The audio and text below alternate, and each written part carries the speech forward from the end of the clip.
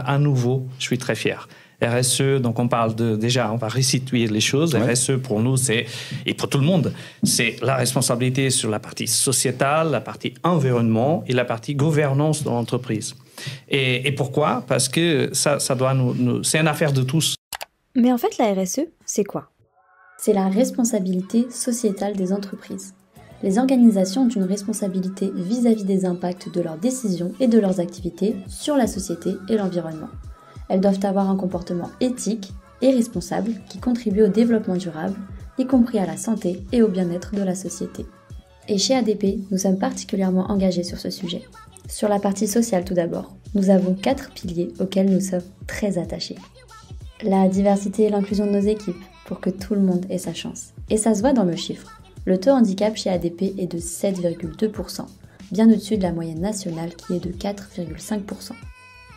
Et l'index égalité professionnelle femmes-hommes est de 97 sur 100, alors que la moyenne nationale du secteur privé est de 88 sur 100. On a aussi la chance d'avoir des groupes de collaborateurs qui sont mobilisés autour de 3 causes.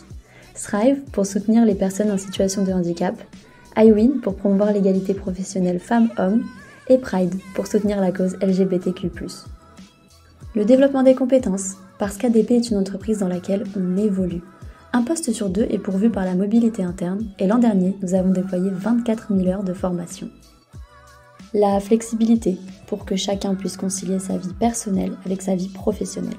Car en plus des RTT, on a des horaires flexibles. 6 semaines de congés par an, soit une de plus que le minimum légal. 2 jours de télétravail par semaine et 4 semaines entières de télétravail par an. La qualité de vie et des conditions de travail, parce qu'ADP accorde une grande importance à la santé physique et mentale.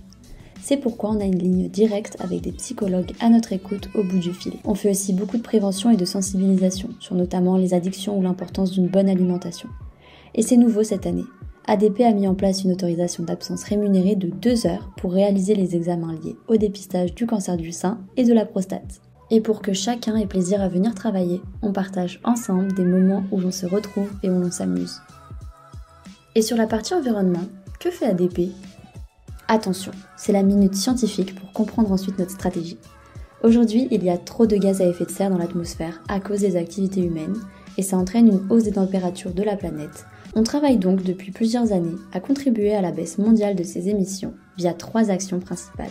Tout d'abord avec de grands travaux dans nos locaux pour réduire notre consommation énergétique avec l'installation de pompes à chaleur et de lampes à basse consommation par exemple. Ensuite, en réduisant les achats de matériel de bureautique. On a ainsi supprimé 27% de nos imprimantes et la quasi-totalité de nos téléphones fixes et allongé la durée de vie de nos ordinateurs de 3 ans et demi à 5 ans. Et enfin, nous avons réalisé plein d'actions sur nos data centers pour réduire leur empreinte carbone. Et on est très fiers d'annoncer que nous avons quasiment divisé par 3 notre consommation énergétique en 10 ans, tout en stockant beaucoup plus de données. Cette année, tous les ADPiens participeront à la fresque du climat pour être sensibilisés aux enjeux climatiques et réfléchir ensemble à des pistes d'amélioration à mettre en place dans les agences ou dans leur métier. Et puis il y a aussi le groupe de collaborateurs Green qui contribue à la diffusion des connaissances et à l'action. Et on a une question pour vous. Vous savez quel est le taux de turnover chez ADP ? Eh non, c'est pas 15%. Ça, c'est le taux moyen en France. Chez ADP, on est à seulement 5%, ce qui montre que les ADPiens se sentent bien et restent.